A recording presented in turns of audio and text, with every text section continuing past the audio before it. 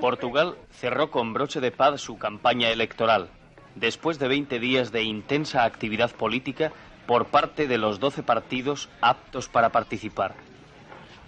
Algunos heridos del CDS en ciudades del norte y una manifestación del MRPP en Lisboa sin consecuencias constituyen la única nota discordante.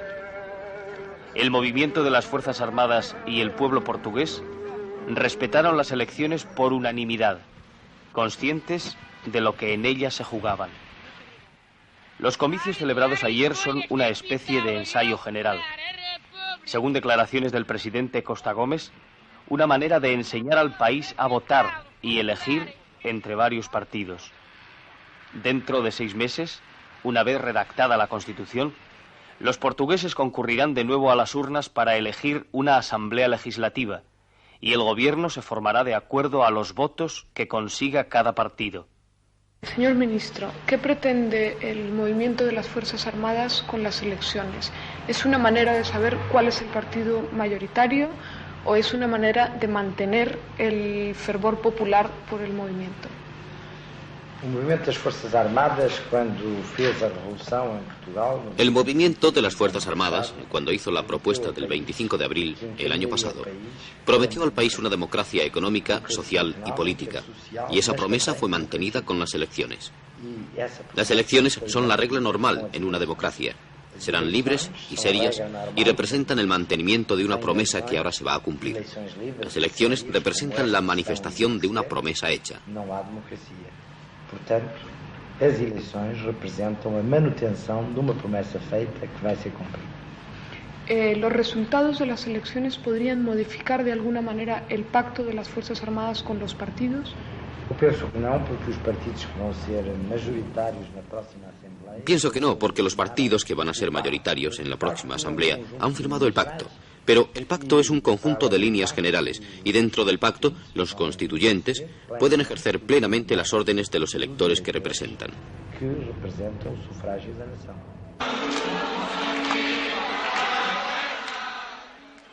El último comicio electoral oficialmente programado fue el del Partido Comunista, presidido por Álvaro Cuñal, ministro sin cartera en el actual gobierno. Más de 120.000 personas se concentraron aquí, en el campo pequeño, para escuchar al jefe del partido que hasta el momento ocupa el tercer lugar en los resultados parciales. Casi todos los 6 millones de votantes portugueses han concurrido a las urnas, es decir, cerca del 70% de la población. El campesinado del sur habrá dado sus votos a los comunistas. Lisboa y el centro dan la victoria a los socialistas y el norte habrá votado a la popular democracia. El líder de este último partido, que concentra las fuerzas del centro y la derecha, llegó al aeropuerto de Lisboa el 24 de abril para depositar su voto en Oporto. Según rumores que circulaban en la capital, Francisco Sá Carneiro se reponía en Londres de una dolencia grave y mortal. Señor Sá Carneiro, la televisión española, ¿espera usted obtener la mayoría de los votos con su partido? Claro, como todos los partidos, es natural. ¿Y el apoyo de la Iglesia ha sido importante para la campaña del PPD? ¿El apoyo de la Iglesia? Sí. No lo he visto, no he sentido el apoyo de la Iglesia por la campaña del PPD. Usted dice que está mucho más a la izquierda que los partidos conocidos como de izquierda. ¿Ustedes defenderán la libre empresa, las compañías multinacionales, etcétera? La libre empresa, las compañías multinacionales, eso no tenía nada a ver uno con la otra cosa, ¿no? Claro que lo que defendemos es que las libertades públicas, eso sí, y todo más que está en nuestro programa dentro de una línea socialdemócrata. El PPD está apoyado por la clase media y alta, profesionales de carrera, jerarquía eclesiástica y campesinos con propiedades en el norte del país. Junto con el Centro Democrático aglutina los votos que no son de la izquierda y al suspenderse la democracia cristiana ha absorbido seguramente esos votos. A las 12 del mediodía del 24 de abril, el general Costa Gomes se dirigió al país por la televisión. En un discurso de 10 minutos, pidió a los portugueses que votaran para conocer su deseo de participación y recalcó que el movimiento de las Fuerzas Armadas pretendía llevar al país por la vía socialista con apoyo de los partidos. A continuación, el ministro de la Comunicación Social dio una conferencia de prensa de tema libre. ¿Otra vez? ¿Qué pasará después de las elecciones con los partidos no legalizados, los partidos suspendidos o los partidos que no han firmado el pacto con las Fuerzas Armadas? ¿Qué posibilidad de vida política tendrán estos partidos? La posibilidad será total, pero vamos a ver. Nosotros distinguimos que el partido político es el que cumple todos los trámites consignados por la ley, mientras que los que no están incorporados a la ley son asociaciones políticas.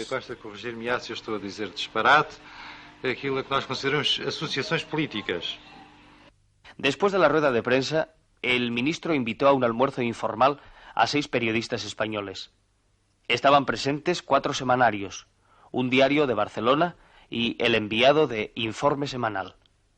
El almuerzo, convocado por el comandante de fragata Correia Jesuino, licenciado en Filosofía y Letras, había sido precedido por otros almuerzos del ministro con periodistas de Brasil y algunos países de Europa. ¿Cuáles son los planes económicos más urgentes que el gobierno quiere poner en práctica? El ministro de Coordinación Económica ya anunció una serie de medidas, unas a corto plazo y otras a medio plazo, para desarrollar la economía nacional. Lo que fundamentalmente interesa hacer es una política de pleno empleo. De instruir no estamos tan preocupados como del fondo del desempleo, de la balanza nacional y el regreso de los soldados de África. Necesitamos evitar que la inflación continúe subiendo. Es preciso mantener la unidad de los precios y la unidad de los esfuerzos de la clase obrera. Finalmente, hay problemas de inversión para toda la maquinaria económica, como en toda gran fábrica que se nacionaliza.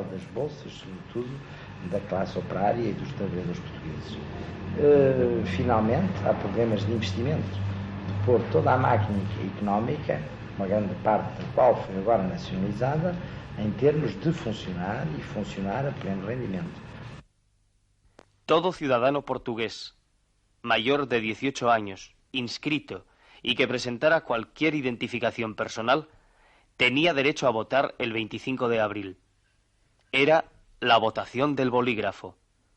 Los portugueses, repartidos en 14.000 secciones electorales, llevaban en la mano un bolígrafo para colocar una cruz en la casilla correspondiente al partido elegido.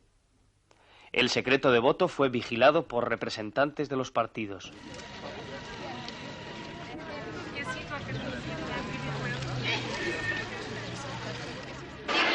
Las colas avanzaban lentamente, pero el orden se cumplía a rajatabla, incluso por los dirigentes políticos que, como en este caso, tuvieron que esperar 2 horas para depositar su voto en las urnas.